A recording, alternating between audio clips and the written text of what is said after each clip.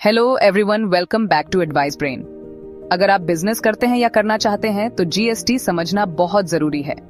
GST difficult लगता है, हम आपको सिंपल और इजी लैंग्वेज में बताएंगे जीएसटी के बारे में। अगर अभी तक आपने एडवाइस ब्रेन को सब्सक्राइब नहीं करा है तो सब्सक्राइब करना ना भूलें।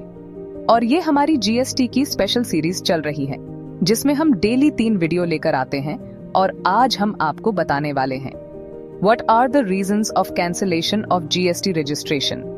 और अगर आपने पुरानी वीडियो नहीं देखी है तो जरूर देखें। तो चलो बिना आपका टाइम वेस्ट किए शुरू करते हैं और वीडियो को लास्ट तक देखना ताकि आपको अच्छे से समझ आ जाए। चलो शुरू करते हैं। जीएसटी कैंसिलेशन के 3 में रीजंस होते हैं। 1. जब टैक्स पेयर खुद अपना जीएसटी रजिस्ट्रेशन कैंसिल करने का रिक्वेस्ट करता है। 2. जब टैक्स ऑफिसर अपने ऑर्डर से रजिस्ट्रेशन कैंसिल करता है। 3. जब टैक्स पेयर के डेथ के केस में उनके लीगल एयर्स कैंसिलेशन का रिक्वेस्ट करते हैं। चलो डिटेल में समझते हैं। सबसे पहले बात करते हैं टैक्स पेयर अपना जीएसटी रजिस्ट्रेशन कैंसिल करना क्यों चाहता है। इसके रीजंस कुछ इस तरह हैं। 1. बिजनेस को बंद कर दिया गया है। 2. बिजनेस को फुली ट्रांसफर कर दिया गया है या अमेलगमेट, मर्ज या डिमर्ज, स्प्लिट कर दिया गया है या किसी और तरीके से डिस्पोज कर दिया गया है। ऐसे केसेस में जो नए ओनर या न्यू कंपनी बनी है अमेलगमेशन या डिमर्जर के बाद, उनको नया जीएसटी रजिस्ट्रेशन लेना होता है और पुराने ओनर को अपना रजिस्ट्रेशन कैंसिल करना पड़ता है क्योंकि अब वो एग्जिस्ट नहीं करता। 3. बिजनेस की कॉन्स्टिट्यूशन में चेंज हो गया है, जैसे एग्जाम्पल के लिए एक प्राइवेट लिमिटेड कंपनी का पब्लिक लिमिटेड कंपनी में बदल जाना।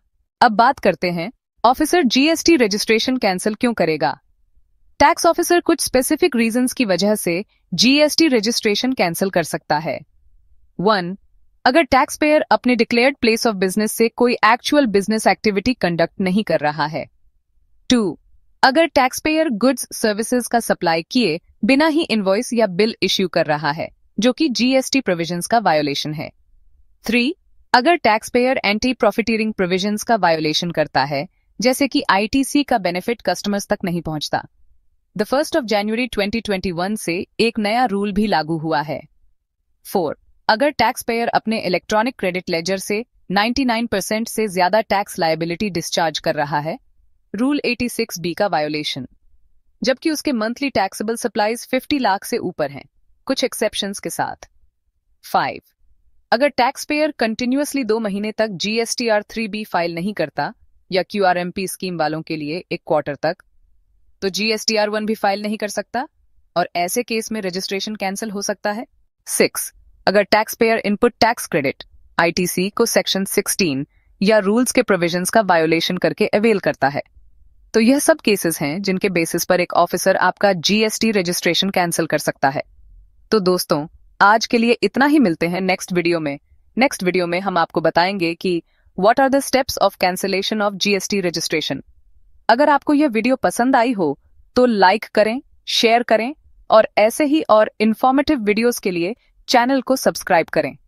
और अगर आपका कोई भी डाउट है तो कमेंट कर सकते हैं या फिर हमें कांटेक्ट कर सकते हैं। Thank you and have a nice day.